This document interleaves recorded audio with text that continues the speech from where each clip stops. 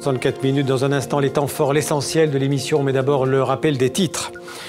Pluie diluvienne sur l'île de Madagascar, situation critique dans la capitale Antananarivo, au moins 14 morts et des milliers de sans-abri, les pires inondations en un quart de siècle dans la grande île. Fin du voyage du président Hollande aux Philippines. Le président français a rendu hommage aux populations de l'île de Guyane, dévastée par un super typhon en 2013. Une catastrophe, selon François Hollande, qui nous oblige à trouver un accord sur les changements climatiques lors de la grande conférence de Paris en décembre prochain.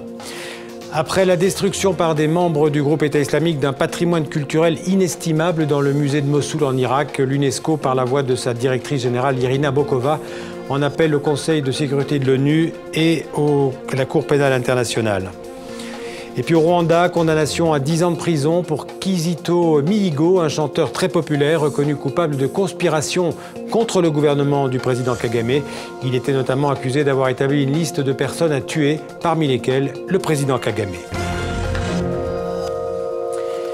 Tout de suite l'essentiel du 64 minutes, le résumé de l'émission préparé par Grégory Fontana et Jean-David Chessel. Des trombes d'eau se déversent sur les habitations. Après 3 jours de pluie diluvienne, les digues de protection ont cédé. La plaine est inondée. Les secours sont mobilisés ici depuis 24 heures. 700 personnes ont été évacuées grâce à ces navettes de la protection civile et grâce aux pirogues mises à disposition par les habitants. Nous avons lancé l'appel de Manille pour que nous puissions avoir le rassemblement de tous, l'alliance universelle pour réussir la conférence sur le climat. Et je vous promets, I promise you, we'll succeed in Paris. À 300 jours de la prochaine conférence sur le climat, tout reste à faire. François Hollande a d'ailleurs prévenu, pas d'accord à Paris si les pays, et en particulier les pays les plus pauvres, ne sont pas convaincus qu'il y aura bien un fonds disponible pour les aider. Ça marche parce que l'avion est extrêmement efficient sur le plan énergétique, c'est-à-dire qu'il a besoin de très peu d'énergie et l'énergie solaire suffit pour le garder en vol jour et nuit. Et c'est ça le message de Solar Impulse.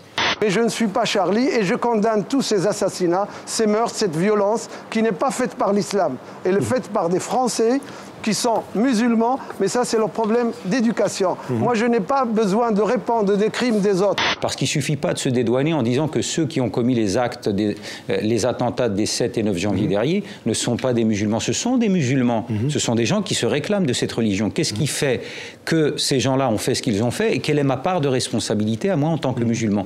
Voilà un vrai débat qu'il nous faudrait avoir au sein des communautés musulmanes qui peuplent le territoire français. On est dans une Europe de comptables et pas dans une Europe de projets. Or, la population a besoin de projets, elle a besoin de savoir où on veut l'amener et pas simplement comme seul objectif d'arriver à l'équilibre budgétaire. L'équilibre budgétaire, c'est quelque chose de nécessaire, mais ça ne suffit pas. Les KO comme Bamako, comme on dit dans l'aviation, alors c'est le titre phare de leur premier album, Bamako Today.